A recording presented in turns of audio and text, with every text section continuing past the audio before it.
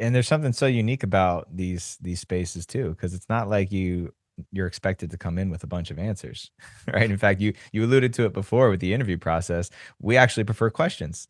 it's it's the discovery process, and I think that's another part of this long-standing masculine narrative that we need to have the answers for all of the problems in our lives, and that other people, and then we need to look into other people for the answers. Whereas when we talk about the interview process, we're looking into each other as mirrors.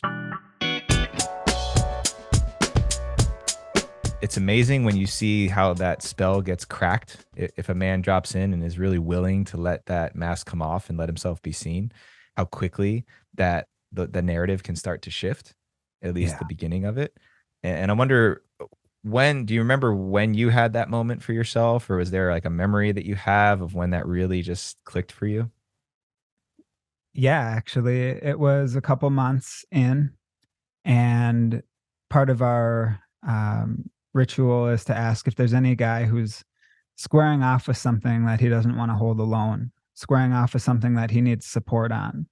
And so I had been holding back, playing it safe, kind of assessing, what are the rules of this space? And I said, "Hey, I need support." And it was maybe the first time in my life I'd ever actually said that. Like, I need help. I've tried to figure this thing out on my own. I was dealing with a relationship. And, for the next 15 minutes, they rallied around me. They conducted an interview, um, which is a format to me that is absolutely magical, where these guys were sitting there and asking me questions from their heart, not giving advice, not giving solutions. They were just getting curious with me. And after those 15 minutes were up, it felt like we'd peeled back something that all the guys could relate to. And we literally spent the next hour going around the horn, each guy talking about how they could relate or what came up for them. And I walked in there feeling invisible and alone. And I walked out of that call thinking like, "Oh my god, like I've got brothers. Like these are men who see me." And it changed everything for me that night. There was something you said right before we started recording. I think you're actually echoing back something I'd said to you about what we do, what this process is, and that we're really asking men to commit to each other before they really know who every other man is. And the Yeah. degree of trust, the degree of willingness and taking a risk on those relationships that's necessary and required to do that. So I love how you said that. And I wanted to see if you would share some more about that leap of faith that we're asked men to take when they step into our circles. Yeah. I mean, for me, I had communicated with the leader of the group, but I didn't know who I was going to see when the screen popped up. And I didn't know if these were guys who were as committed to this work as I was, or maybe they were way more committed to it than I was, and I was going to be this newbie. And so I met with all these parts of myself that were fearful and cautious. But I also met with a part of myself that was tired of feeling stuck, tired of feeling bored, tired of feeling like, what's my purpose, whatever that might mean. And so I accessed this part of me that was willing to trust that if these guys are willing to step into this space, if they're willing to take time out of their busy schedules to do this work, I'm probably going to be in good company. And I'm not going to do myself any favors by being guarded and reserved and like overly skeptical of them. But yeah, I mean, it's a leap of faith for anybody to step into a space like this and to not really know what's going to happen. But when I think about it, like that's one of the things that I love about men in particular is, we're kind of designed to be that way. Yeah, I had a man on my team from many years ago who we were talking about trust, and we were going into a process with a man who admitted that he didn't trust some of the men in the circle, and he gave me a context and the rest of the guys who were there about trust, saying that we give men trust at face value. That's one of the most masculine things we can do is say here's my trust, and then Mhm. it's your trust to lose. And I get that. I mean, because when I heard that, I was like, I don't know about that. I don't know if that actually fits with my paradigm. And what I've come to appreciate over the years is that that trust is something that can be developed or something that can be discarded and tossed away. But that price of admission to just get into the room with someone else or some other group of people and to begin exploring depths beyond just the superficial conversations that so many of us are good at, it requires that we say, hey, you know what, I'm going to take this leap of faith. I'm going to be willing to offer you my trust and see what you do with it. But what I the it's- the like the secondary piece underneath that, what I'm trying to say is there's also a trust I have to have within myself, that Yeah. even if that trust is broken or I don't like the response I get when I give somebody my trust, I trust myself enough that I'll be okay and that I'll figure it out and I'll navigate it and then I'm not going to make that mean something. So I wonder if you Hmm. found the same to be true or something similar. Yeah, man, I love that so much. Like the extent to which I trust other people is directly related to how much I trust myself. And I love it when you say that, like, do I trust that no matter what happens, I'll be okay? Because at the core of so many of my fears is that if this doesn't go according to my plan, I might not be okay. And so far, because I'm still alive and breathing, like that's never been true. I've always figured out how to be okay. But that fear is still there. And it's probably a fear that kept us alive as a species, being cautious, not being overly trusting. Um, but developing that trust in myself, like I could only go so far alone. Yes, I I don't think there's better music for my ears than a man who's a part of a community who says exactly what you just said right there. Especially in my station where I'm responsible for championing the vision and enrolling people into it and getting people on board. And thank goodness we've grown to a place where it's a bigger mission than I can hold by myself. It literally, I don't have the capacity to hold it all anymore. So men like yourself and so many other men that I can think of who've taken those leaps forward. That's what allows a community to really grow. That's what Mm. allows this our mission to grow. Because if not for that, if not for that support, if not for men who sees the opportunity to take some leadership, then we're only going to initiate a few men in a lifetime, right? We're only going to initiate a small percentage of a generation of men.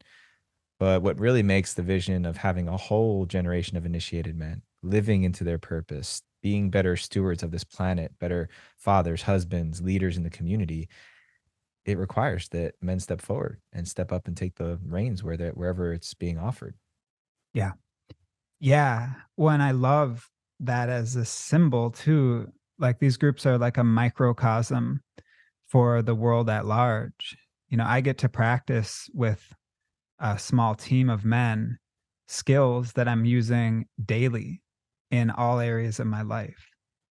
There Mhm. isn't just this men's work time and then the rest of my life. It's all become integrated. And so these spaces too are a place to go out and practice the moves that we want to use more often in all areas of our lives, our relationships, our work, our vision, our healing, like everything is fair game in these spaces. And it's a little bit like batting practice too sometimes. Mm. The a professional baseball player doesn't go in there and just like practice hitting home runs.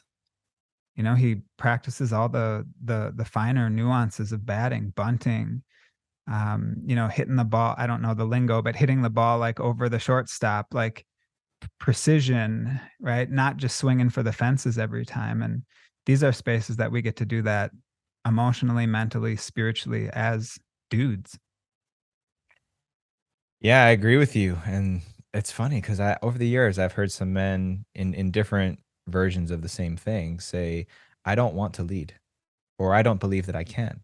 Mhm. And to me, if anyone who doesn't already see themselves as a leader, to me, I say, well, there's something wrong with that picture because who's running your life? I think this idea we have of leadership where it's the person who's out in front leading the charge, waving the banner, heading into battle, then we're not actually leading. But there's so much leadership that just comes from presence. That's more of an energy of being than it is a doing. It's not being the face of an organization or a company or a community. It's contributing to it and finding a place where it's like that unique machine part that finds Mm, its way into the machine that allows the whole operation to run more fluidly. mm, And so I really like what you're saying there, man, and thinking about the what's being asked of men when they step into our community. There's no expectation that somebody comes in and is in the position that you're in now, where you're being asked to lead teams and step forward. No, that would be silly. I've seen what happens when men are put into leadership positions before they're ready, and it's not pretty. But with that expectation that when you do come into a community and you spend time there, that at some point you start finding ways to lead and to give back. And if I'm only ever looking ahead at mm. who I'm chasing or the next level of my development that I'm pursuing, then I'm missing the opportunity to look behind myself and see who's coming up right behind me, who Yeah, could benefit from what I've learned. That's yeah, all it is. It's that simple. yeah. 100%, man. And that's a great example from my own life of where the microcosm of the fire circles has become a way of being. You know, I learned how to show up for other guys where I wouldn't benefit from it personally in any way. Um, and so it gave me like purity of intention, purity of heart. Like I'm showing up for this man because I understand his struggle, because I love him, because I want to invest in him, because I want to see him thrive, and I won't benefit from it at all. And then 6 months later, somehow I do benefit from it. Mm, And I think, how'd that happen? You know? And in my business as a coach, it's like I try to help as many people as I can, especially people who are further along than I am, who like don't need my help. mm, I find myself asking, how can I help this person thrive even more? And mm, so like this microcosm, macrocosm, the entire universe exists inside of these fire circles, and we get to practice playing in it. Like that is a gift that I have yet to find offered anywhere else. mm. And there's something so unique about these spaces too, because it's not like you're expected to come in with a bunch of answers, right? In fact, you alluded to it before with the interview process. We actually prefer questions.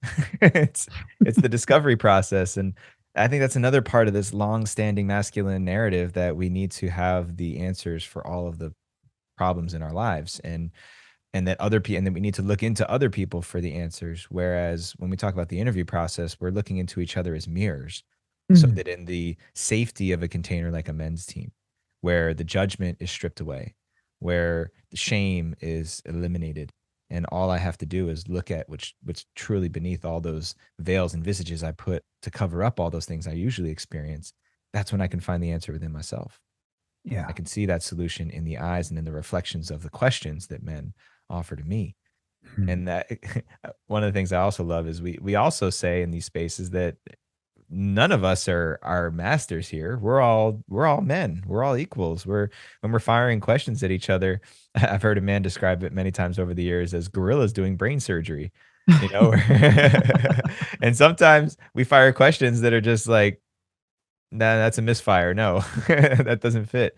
But even that, we create a space that even then we know that we're doing everything that we can to possibly offer some support, give a man a chance to see himself more clearly. That's if there's one essential objective of a men's circle, at least one I want to be a part of, is what can we do to help a man see himself more clearly and find his way through.